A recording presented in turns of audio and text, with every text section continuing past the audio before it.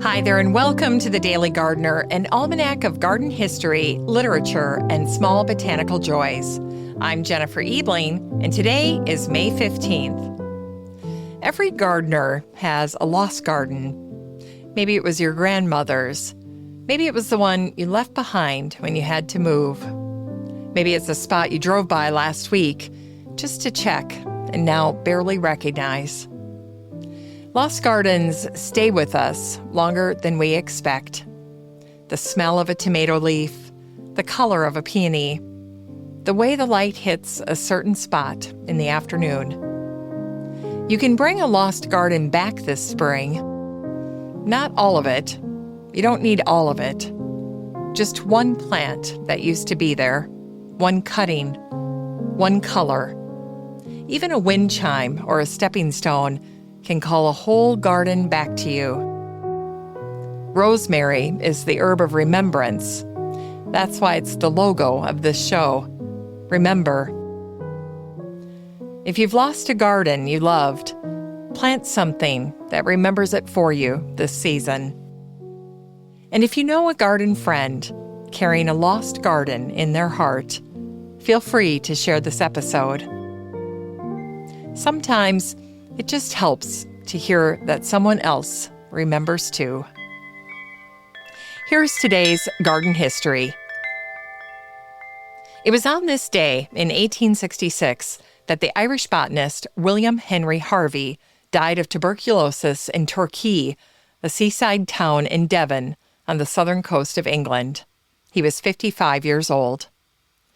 William once wrote that being, quote, useless, various, and abstruse is sufficient recommendation of a science to make it pleasing to me. And of course, he was writing about botany.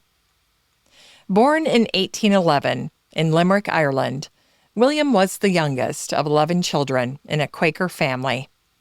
And when he was still a young boy, his nanny sparked his love for flowers. William was drawn to things most people stepped over: seaweeds, mosses, and algae. Small, quiet organisms clinging to rocks at the edge of the tide. He was the first person to classify algae by color: green, red, and brown, a system still used today. But the real story of William is what he lost along the way. In 1835, William's brother Joseph was appointed colonial treasurer in Cape Town, South Africa. Eager for adventure, William sailed with Joseph to ride the tails of his opportunity. The two brothers planned to explore the flora of the Cape together, but Joseph's health collapsed almost immediately after they arrived. Joseph sailed for home, but died at sea. William was thousands of miles from everything he knew, and yet he stayed and took over his brother's post.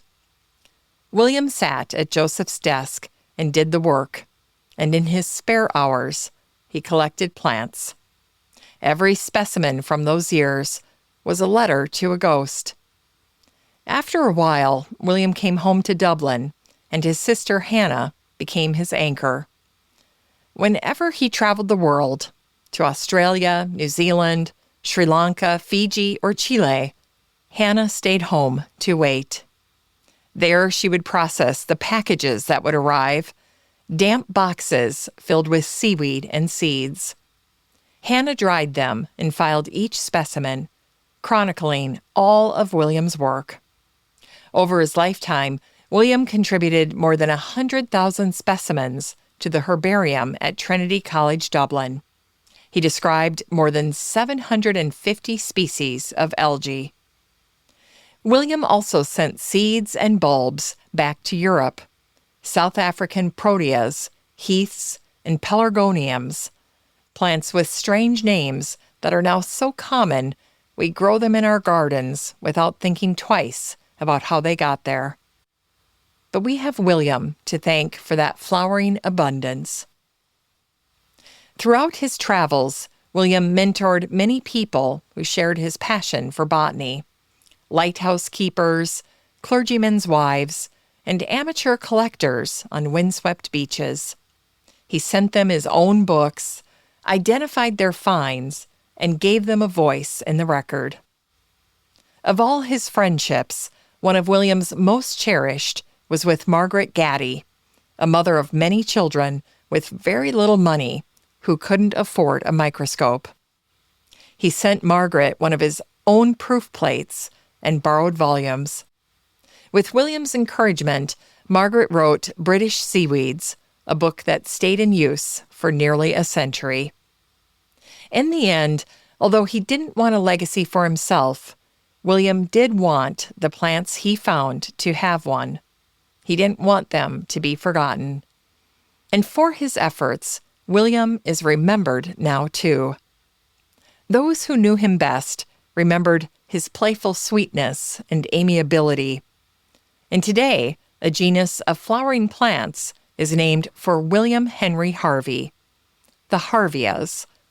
But the real monument is one William built himself, his incredible herbarium at Trinity College, featuring over 100,000 specimens and organized with care by a man who believed that naming the world's plants was a form of prayer.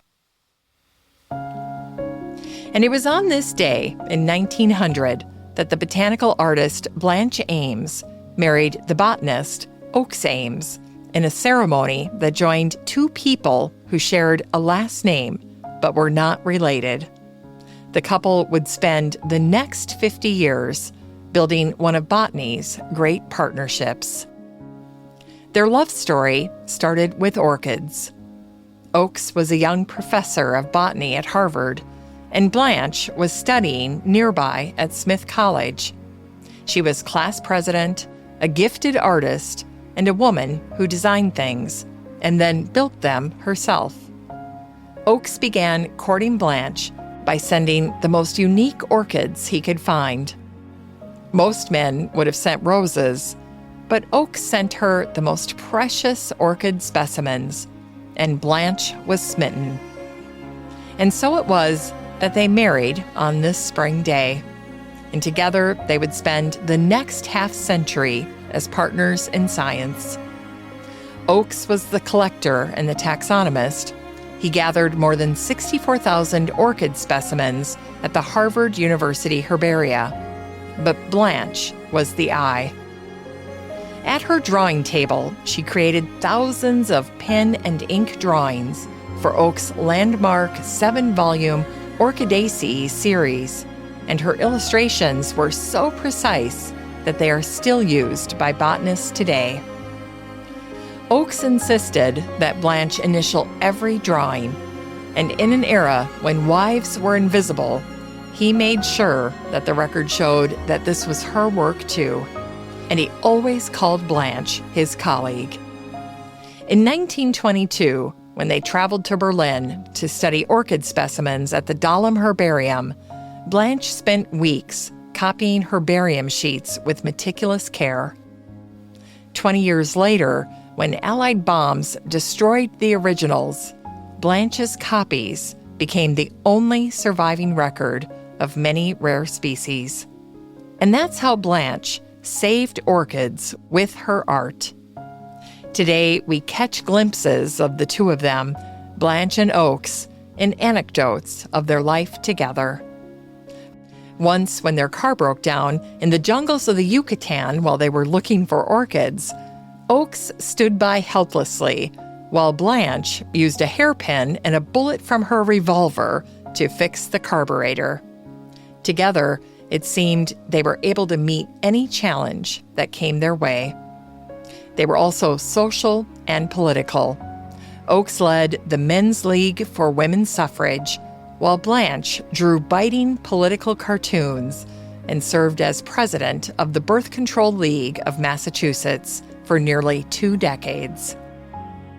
And when no architect met her expectations, Blanche designed their home herself, creating a grand stone mansion on 1,200 acres in northeastern Massachusetts. She named it Borderland.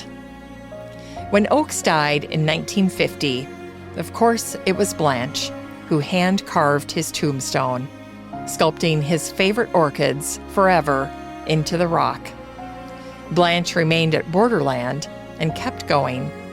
At 80, she wrote a 600-page biography of her father, and at 90, she patented an anti-pollution toilet system. In 1969, Blanche died at Borderland. She was 91 and had lived nearly 2 decades without Oakes by her side. The New York Times ran her obituary under the headline, "Mrs. Oakes Ames, Botanist's Widow."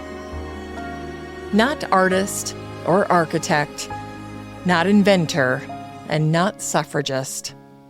Just a botanist's widow, proving that the world still hadn't caught up to all that Blanche had become. After her death, the Ames children gifted Borderland to the state of Massachusetts. It's a park now, with 1,500 sprawling acres, open to everyone. And all of Blanche's orchid drawings, all initialed B.A., are still at Harvard. There are thousands of them, still precise, still beautiful, little mementos of a shared, spectacular life. Oakes and Blanche Ames. In today's Unearthed Words, we hear an excerpt from the Russian novelist Mikhail Bulgakov, born on this day, May 15th, in 1891. Mikhail began his career as a medical doctor. He lived through revolution, war, and censorship. Much of his writing was banned, and out of that, he burned one manuscript in despair and then rewrote it from memory. Mikhail's masterpiece, The Master and Margarita, was published long after his death. The story opens with one of the most famous flower entrances in literature. A woman appears in Moscow after another long winter, and she is carrying yellow flowers. Mikhail wrote, "She was carrying some repulsive, alarming yellow flowers. God knows what they're called, but for some reason, they're the first to appear in Moscow. She turned from Tverskaya into a lane and then looked back. Thousands of people were walking along it, but I can assure you that she only saw me.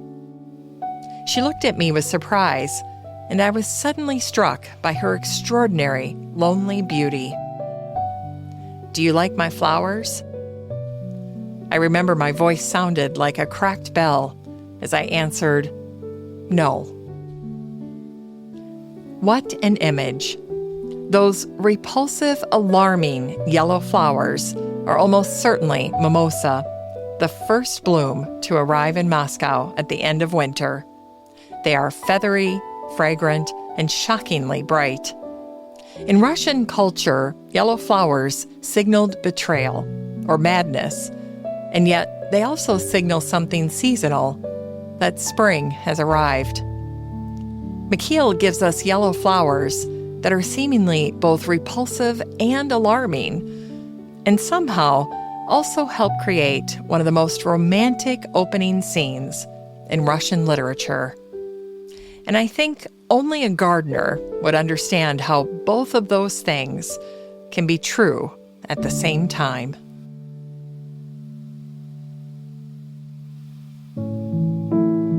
It's time to grow that garden library with today's book, Your Natural Garden by Kelly D. Norris. This book is part of Mother's Day week here on The Daily Gardener, and that means that all of this week's book recommendations feature garden stories about care, inheritance, teaching, and the quiet ways gardening is passed from one generation to the next. On the page, Kelly writes with deep reverence for regional identity, and he invites gardeners to work with native plants to design in harmony with the local ecology. Kelly does not frame native gardening as a trend. He frames it as belonging. In the introduction, Kelly wrote, Living well with a place requires a relationship, even if you're conscious about how much you invest. Phrases like low maintenance have infiltrated garden literature for decades, and with good sense. At some point, there's a practical limit to the time and treasure any person can invest in a plot of land. But having a relationship with landscape and the life it supports doesn't immediately command more work. It does, however, warrant more attention. Kelly writes about prairie grasses, wildflowers, pollinator corridors, and landscapes that reflect place rather than fashion. For Mother's Day week, this book is a reminder that gardens are not only expressions of ourselves, but of the land that holds us. And also that learning to garden naturally is a way of honoring both ancestry and future. And finally, here's something sweet to ignite the little botanic spark in your heart. It was on this day in 1886 that Emily Dickinson, the poet, botanist, and keeper of pressed flowers, died quietly at her family home in Amherst, Massachusetts. She was 55 years old. Emily spent most of her life either inside her house or out in her garden, and yet she was never still. Emily maintained a glass conservatory her father had built so she could grow gardenias and camellias through brutal New England winters. There, Emily also kept a herbarium, a leather-bound album of over 400 pressed and dried plant specimens, each one labeled in her own careful hand. Emily gardened on her knees and said she felt like she was always attached to mud. While Emily's shyness kept her close to home, she would lower a basket on a string from her second-story window, gingerbread still warm, so the neighborhood children below wouldn't have to ring the bell. Little warm offerings, carefully made, left at the edge of the world she could safely reach. Emily knew her world very well, so well that her observations often draw a chuckle of familiarity about something we knew but have never named. She wrote, "Summer has two beginnings, beginning once in June, beginning in October affectingly again." Emily knew instinctively that a season is often sweetest when you're watching it go. She also left us this verse, "For thee to bloom, I'll skip the tomb, and sow my blossoms o'er. Pray gather me, anemone, thy flower forevermore." When Emily lay dying and she could no longer hold a pen, she dictated her last letter to her cousins. Just 4 words. Little cousins, called back. She was going home. Today, Emily's garden is still there in Amherst. The heirloom varieties she tended are still grown. After a life loving green growing things, Emily knew that some things are deciduous and some are not.